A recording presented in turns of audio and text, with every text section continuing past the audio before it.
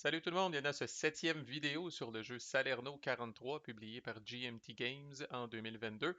Dans ce vidéo, nous allons voir tous les résultats possibles dans les combats. Fait que là, on tombe dans des choses sérieuses. On a vu dans les vidéos précédentes là, comment calculer votre ratio de base avec la force de l'attaquant, la force du défenseur, le terrain qui influence cette affaire-là. Ensuite, dans le dernier vidéo, on a vu les fameux chiffres de colonne, là, comment vous pouvez améliorer ou empirer votre sort avec des chiffres de colonne en faveur de l'attaquant ou du défenseur. Tout ça pour dire que rendu là, à cette étape-ci du combat, vous savez exactement sur quelle colonne vous allez rouler. Ça va être 3 pour 1, ça va être 4 pour 1, ça va être 1 pour 1. Et c'est là où vous sortez, comme je disais, là, il n'y a rien de flashy dans les combats là, du système de Simonitch, là, vous allez sortir un bon vieux dé à 6 faces, puis vous allez brasser, puis vous allez prier. Là. Euh, Particularité peut-être du système de Simonitch, là, il n'y a à peu près jamais de modificateur au dé. Là. Fait que la colonne va zigner pas mal, là, à gauche, à droite, en fonction du ratio puis des shifts. Là. Une fois que vous savez sur quelle colonne vous roulez, là, malheureusement, bien peu de choses vous mettre à l'abri d'un 1, là, entre autres, si vous êtes l'attaquant, là, puis bien peu de choses vous mettre à l'abri d'un 6 si vous êtes le défenseur. Alors, il y a toujours un petit stress qui probablement raccourcit notre espérance de vie comme gamer, là, mais il y a toujours un petit stress quand on arrive pour brasser là, sur cette table-là. Une petite différence entre un 1 et un 6 dans certains cas, là. Fait que vraiment, là, pour des attaques super importantes, vous avez investi beaucoup, là, tu sais, support aérien, support d'artillerie, puis tout ça, là, de pogner un hostie de 1. Ah, ça me... Voilà, j'ai encore des émotions suite à ça. Voilà. OK. Et on va faire ça intéressant, on va faire ça en ordre, là, en ordre de résultat, là, du plus poche résultat pour l'attaquant jusqu'au meilleur résultat de l'attaquant. Là. Essentiellement, on va probablement se promener là, de gauche à droite dans cette table-là. Là.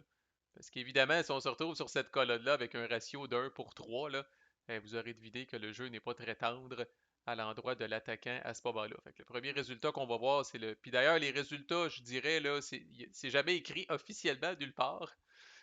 Mais bon, Mark Simonitch a cru bon mettre en genre de bleu là, les résultats qui sont, on va l'appeler, là, ordinaires pour l'attaquant. Là, qui sont pas des résultats nécessairement souhaités, là, qui sont considérés un peu comme des échecs là, pour l'attaquant. Là. Comme je dis, il n'y a rien d'officiel là-dedans. Après ça, en blanc, c'est des résultats potables. Là, puis quand on tombe dans le jaune ou dans le rouge, là, ça a même une signification mécanique là, dans le jeu. Là. Alors, A1, c'est pas compliqué, comme son nom l'indique. Puis vous avez tout ici, là. Mais on va le passer ensemble pareil. Fait que A1, dans le fond, l'attaquant perd une step.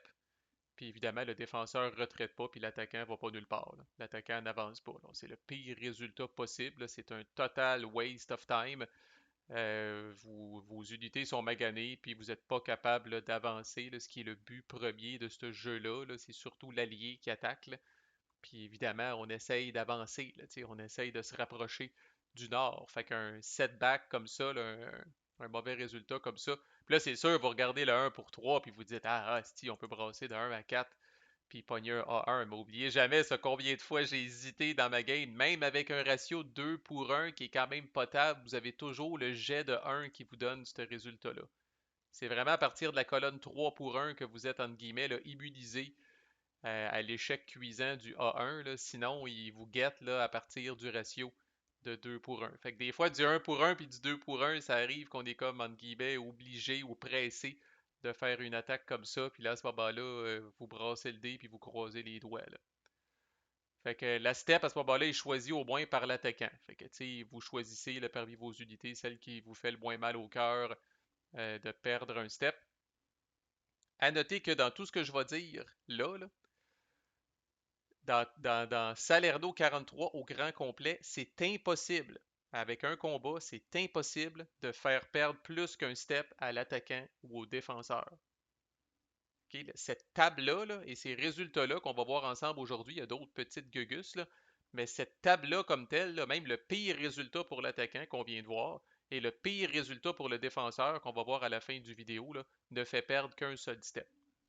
Alors, c'est pas un jeu bloody là, où on va dire ah, si, tu sais, je viens de te faire perdre 3 steps, puis tu m'en fais perdre 4, puis là, les unités revolent, puis il reste à peu près plus rien sur le board. Là. C'est vraiment un jeu d'attrition. Là.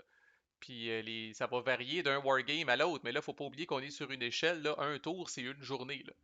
Fait que c'est pas vrai qu'en une journée, là, on mitraille tout le monde, puis il reste à peu près plus personne dans le champ de bataille. Là, c'est des avancées progressives qu'on fait à coup de retraite, puis on avance, puis on vous rattaque, puis tout le kit. Là. Puis là, les renforts se réveillent, puis ils arrivent, puis des fois même, là, les renforts, là, vont plus vite là, que les step-loss, là. Tu sais, fait que un camp reçoit plus de renforts qu'il a perdu de step, là. Fait que c'est la nature de la bête, là. Vous devez vraiment surtout gagner du terrain. C'est pour ça qu'un résultat comme A1, c'est très poche. X, c'est pas liard mieux. X veut dire exchange. Alors, les deux camps perdent un step. Et la unit qui perd un step, là, c'est déterminé par le joueur adverse. Alors, on a vu A1, c'est l'attaquant pogne A1, c'est lui-même l'attaquant qui va choisir laquelle de ses unités perd la step.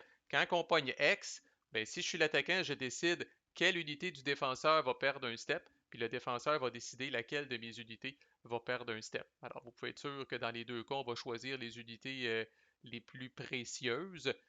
À noter que vous ne pouvez jamais choisir une unité qui n'a pas participé au combat, là, qui n'a pas contribué d'attaque ou de force au combat.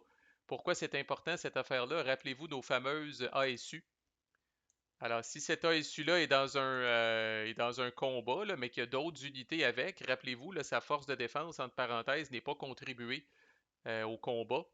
Alors, même si je pogne un résultat de X dans cette attaque-là, comme attaquant, là, je ne peux pas dire, haha, je vais éliminer ton ASU de division parce qu'elle n'a pas contribué de force au combat. Alors, il faudrait que je choisisse soit le tank ou l'unité d'infanterie mécanisée qui est là. Là. Fait que pour être capable de choisir l'ASU, il faudrait que ce soit la seule unité dans le combat ou que j'aille seulement une pile d'unités d'ASU, dont une a contribué sa force au combat. C'est elle que je pourrais éliminer à ce moment-là. Là. Petit twist quand même. L'autre cas où ça arrive que j'ai jamais vu, là, qui est là dans les règles, là, juste pour des cas vraiment fuckés, là, si jamais une unité a retraité suite à un combat précédent, puis se retrouve dans un ex qui se refait attaquer, ça c'est un classique dans tous les wargames, ben, cette unité-là ne contribue pas sa force et donc ne peut pas être choisie comme étant l'unité qui perd un step si jamais là, vous infligez un step loss au défenseur. Et pis encore, si jamais cette unité-là doit retraiter à nouveau, là, ben là, c'est game over, elle est éliminée complètement. Là, parce que donc elle va avoir une grosse journée. Là, un premier combat, elle fait de retraite, un deuxième combat, elle est obligée de faire une autre retraite. Là. That's it, elle lève le drapeau blanc puis elle dit I'm out. Là. C'est très très rare dans un terrain comme ça. On va plus voir ça dans les jeux de Simonitch là, où on a un petit peu plus d'espace de marge de manœuvre. Là. Dans Salerno 43, on avance vraiment tranquillement là, dans le terrain difficile. Là. Puis c'est rare qu'on va faire des manœuvres là, comme ça là, où on encercle puis on empêche les gens de retraiter. Là.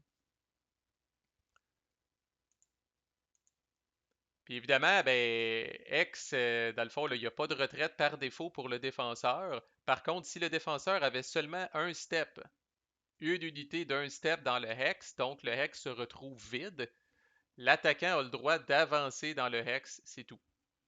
Pas plus que ça. C'est ce qu'on appelle un limited advance, un advance limité. Là. Puis l'advance after combat, on va voir ça dans une autre vidéo. Là. Mais sachez pour l'instant que si on pogne le résultat de hex, si jamais c'était la dernière step de la dernière unité dans le hex, l'attaquant peut au moins avancer d'un hex. Dans le hex de combat spécifiquement. Alors, 10 pour Disrupted. Où est-il? Alors, toutes les unités du défenseur sont disrupted. On va voir ça aussi dans un prochain vidéo. Essentiellement, elles sont désorganisées, sont un peu tout croche. Par contre, elles ne retraitent pas. L'attaquant ne peut pas avancer. Il n'y a pas de step loss pour personne. Puis s'il y avait déjà des unités qui étaient disrupted, on va voir ça aussi dans la même vidéo, là, ben là, on passe à la coche de plus de désorganisation là, que le jeu appelle le full retreat. Là, l'unité est complètement là, est complètement chamboulé, là, puis Chris son camp, mais vraiment loin du combat, là, là, puis si on va voir qu'une unité qui est en full retreat, là, a vraiment plus le goût de se battre. Là. Ces unités-là, spécifiquement, devraient retraiter de 2 hex, là, Mais dès qu'il y avait au moins une unité qui n'était pas disrupted, elle devient disrupted puis elle reste dans le hex. Ensuite, on arrive à un résultat qui commence à être pas pire, même là, ça fait toujours un petit peu mal au cœur, le A1-DR2. Alors, le A1-DR2, c'est à la fois un A1 et un DR2. C'est pour ça qu'il y a un slash. Fait que le A1, on l'a vu, l'attaquant perd un step. C'est l'attaquant qui décide laquelle de ses unités perd un step. Le DR2, ça veut dire que le défenseur doit retraiter de 2 hex et devenir disrupted. Ou, et c'est ce qu'on va voir au tout prochain vidéo, doit faire ce qu'on appelle une défense déterminée, un determined defense, qui est une autre mécanique signature, je dirais, des jeux de Mark Simonich. Une très belle mécanique là, où vous pognez un résultat de retraite. Normalement, le défenseur sera obligé de retraiter, mais comme commandant vous ordonnez, vous devez absolument protéger ce hex. Faites un petit effort d'extra, puis il y a un risque à ça. Il y a un risque à ce petit effort d'extra-là, mais pour ces cas où vous voulez absolument essayer de garder le hex en question, vous pouvez faire ça. Donc là, vous allez commencer à voir ça dans beaucoup de résultats de combat, là. La majorité des résultats de combat permettent aux défenseurs, à moins que le défenseur se fasse vraiment sérieusement torcher, la majorité des résultats de combat permettent aux défenseurs de faire une défense déterminée. Alors, c'est pour ça aussi que ces résultats-là, ça va écrire, par exemple, bon, ben, l'attaquant peut avancer de 2 hex si le défenseur retraite. Parce que si la Determined Defense est faite avec succès, le défenseur réussit à rester dans le hex, bien là, évidemment, l'attaquant ne peut pas avancer. Mais si le défenseur décide de ne pas faire de défense déterminée, ou qu'il manque son jet de défense déterminée, puis là, il est obligé de reculer, bien là, l'attaquant peut avancer. Alors là, on va commencer à avoir des Advance 2, Advance 3, puis Advance 4 un peu partout, là. C'est le nombre de hex que l'attaquant peut avancer là, suite à ce résultat-là si le défenseur retraite.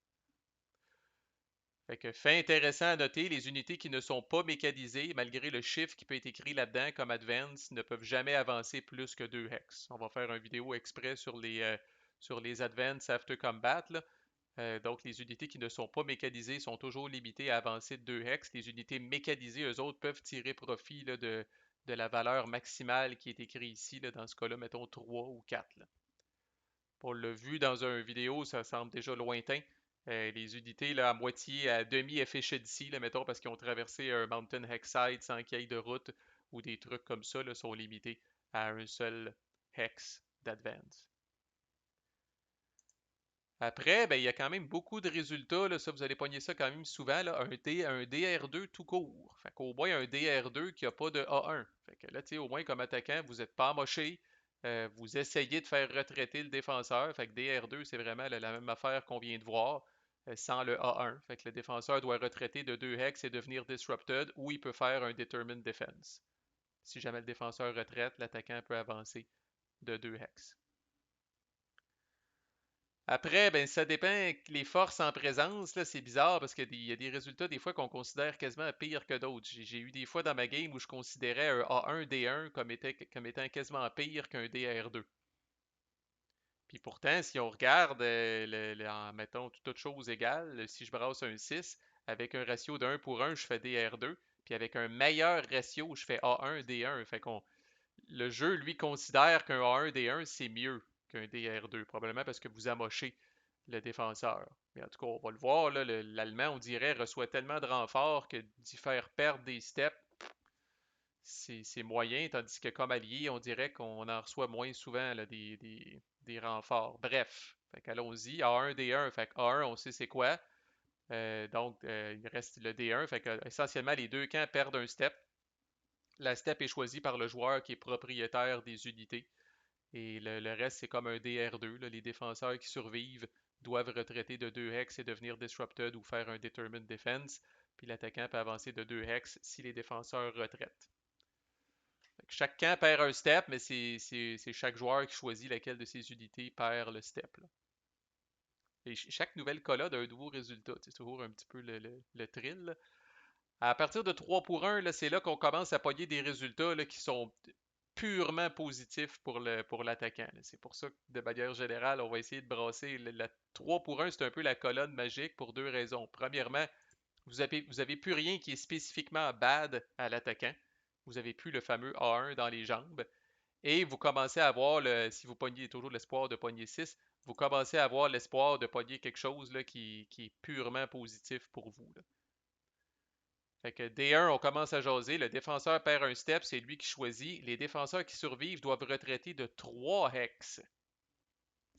On commence à courir vite, là. On commence à courir vite vers la sortie, là. Et devenir disrupted, ou ils peuvent faire aussi un determined defense. Et l'attaquant peut avancer de 3 hex avec ses unités mécanisées et 2 hex avec ses unités non mécanisées. On vous rappelle ici là, la fameuse limite des unités non mécanisées qui, eux, sont capées à 2 hex d'advance, tandis que les unités mécanisées, eux autres, peuvent avancer du chiffre maximum qui est écrit ici. Ensuite, à 4 pour 1, on a un nouveau venu qui arrive. Alors, le fameux DRX. Alors, DRX, c'est quoi? C'est que chaque camp perd un step. Par contre, l'unité qui perd le step est choisie par l'adversaire, comme dans le cas d'un exchange. Et le défenseur doit retraiter de 2 hex et devenir disrupted ou faire une défense déterminée. L'attaquant peut avancer de 2 hex si le défenseur retraite. Alors, quand c'est le camp opposé qui choisit la step, rien n'est laissé au hasard dans tout le graphisme et l'ergonomie de Mark Simonich. Le résultat de combat est écrit en gras. Alors, vous aurez remarqué que les X sont écrits en gras, les DRX aussi, puis les DS qu'on va voir à la fin sont écrits en gras. C'est d'ailleurs rappelé ici, X, DRX et DS, c'est l'adversaire qui pique, qui choisit la step loss. Et là, on a une nouvelle bébite aussi qui commence à faire son apparition. Nous avons sur le ratio 4 pour 1, là, un D1 dans un carré jaune. On va y revenir dans le prochain vidéo, là. Mais quand vous pognez un résultat de combat dans le carré jaune, là, ça donne -1 sur le jet de dés, sur ce qu'on appelle le DD table, c'est le Determined Defense Table qu'on parle depuis tantôt, là. Fait qu'essentiellement, le défenseur commence à se faire ramasser pas mal, là, puis il va avoir une pénalité sur son jet de défense déterminé, là. Même si son commandant dit tu gardes le hex, là, ça va être difficile quand même pour lui, là. Et là, c'est à partir du 5 pour 1 qu'on commence à poigner là, les résultats très, très intéressants là, pour l'attaquant. Là, on commence à poigner les carrés rouges ici, là. Fait que le DR4, le défenseur must. OK, le must retreat 4 hexes, doit retraiter de 4 hex et il devient full retreat. Qui est là, on va le voir aussi dans une vidéo dédiée à ça, là, mais en gros, une unité peut soit être qu'on appelle une good order, être en bon ordre, tout va bien. Elle peut être disrupted, qui est un premier niveau de chaos, si on veut, là, peut être en full retreat, qui est vraiment le niveau additionnel de chaos, là. Fait que là, dans ce cas-là, on passe directement, on se fout comment étaient les défenseurs. Les défenseurs deviennent full retreat, ils débarrassent de 4 hex. Aucune défense déterminée n'est possible. Et l'attaquant peut avancer de 3 hex avec ses unités mécanisées et de 2 hex avec ses unités non mécanisées. Vous allez me dire, ouais, mais Marco, il perd pas de step. Je le sais, mais votre but, c'est pas de wiper tout le monde sur la map. Votre but, c'est de sortir au nord comme allié, là. Fait que de faire retraiter des unités de 4 hex, là, puis qui se retrouvent, on va le voir, là, mais en full retreat, ça va lui prendre 2 tours pour retrouver leurs esprits, là, au moins, là. Fait que, puis vous pouvez même avancer vos unités mécanisées de 3 hex, là, vous pouvez célébrer quand vous pognez ce résultat-là, vous avez le droit, là, parce que c'est quand même un très très bon résultat. Mais le meilleur, qui est aussi très rare, alors le fameux DS, Defender Shattered. Alors le voilà là, pour les amateurs de sang, là. DS, c'est l'équivalent d'un DR4, mais en plus, le défenseur perd un step. Et rappelez-vous, c'est écrit en gras, donc c'est l'attaquant qui décide quel step du défenseur est perdu.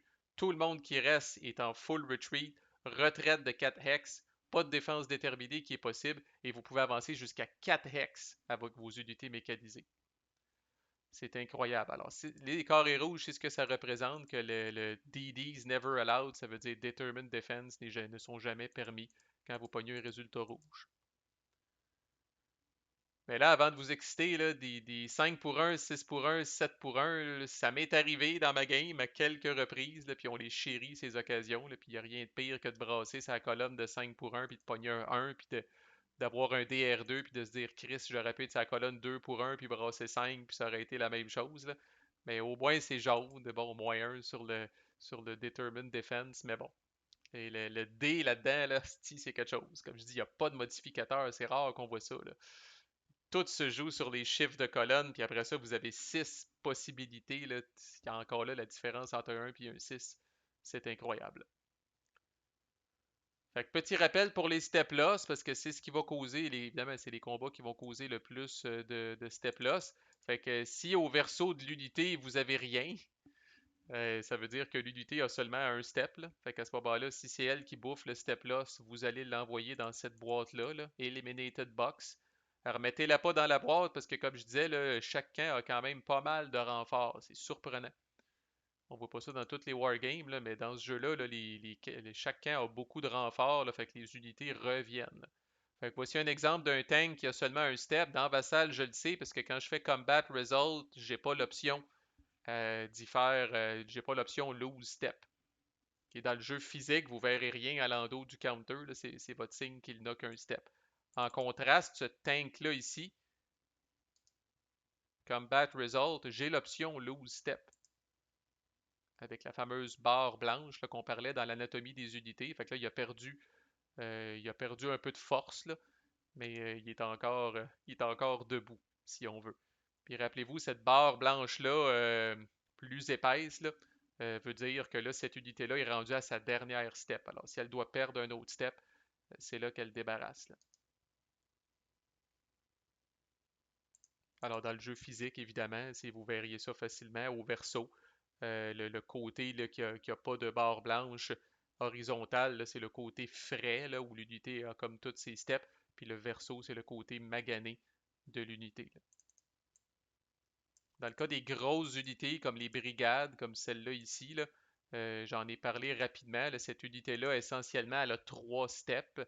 On s'en rend compte parce que quand on y fait perdre un premier step, oui, elle a une barre horizontale, mais qui est très mince. Si on compare avec celle-là, là, elle a une barre horizontale qui est beaucoup plus mince que celle-là ici, là. Ça veut dire fait qu'elle a perdu de l'attaque, elle a perdu de la défense, là, mais en fait, même dans cet état-là, même sur son verso, là, il lui reste un autre step, là.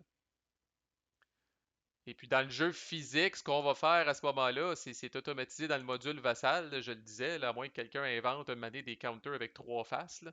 C'est quand même un défi technologique qui est pas simple, là. Fait que ce que le jeu va faire à ce moment-là, c'est qu'il va vous dire, OK, si cette unité-là perd un autre step, vous allez venir chercher ce que le jeu appelle un remnant, que vous placez ici au début de la game, là, de la bonne nationalité. Fait que dans ce cas-là, c'est une unité britannique.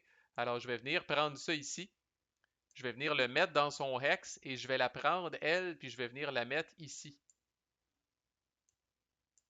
Alors, ça me dit que le Remnant A, présentement, est associé avec cette unité-là ici. Donc, ça, c'est le Remnant A, il est associé avec cette unité-là ici. Alors, ce que ça permet de faire, c'est que dans le cas où, à un moment donné, j'aurai des renforts, puis je décide de faire gagner un step à cette unité-là, là, ben, dans le jeu physique, je vais ramener le Remnant à sa place et je vais ramener cette unité-là à sa place. Et le jeu dit, bon, si jamais vous manquez de Remnant, ben là, vous êtes fourré, puis l'unité, même s'il reste deux steps, il faut qu'elle bouffe un step loss, est éliminée. C'est honnêtement, vous avez trois Remnant pour les Américains génériques, trois Remnant britanniques génériques. Vous avez un Remnant spécifiquement pour la 82e division américaine, puis vous avez un Remnant spécifiquement pour la grosse unité, là, ici, là, de la 7e Armored Division, là, qui elle aussi a trois steps. Là, elle perd un premier step, elle tombe comme ça. On a une petite ligne mince, là, puis elle a un remnant qui est associé à elle. Fait que Chris, je suis jamais venu proche de manquer de remnant. Je pense que le plus de remnant que j'ai eu dans le jeu à un moment X, là, c'est un remnant américain puis un remnant britannique. That's it, là.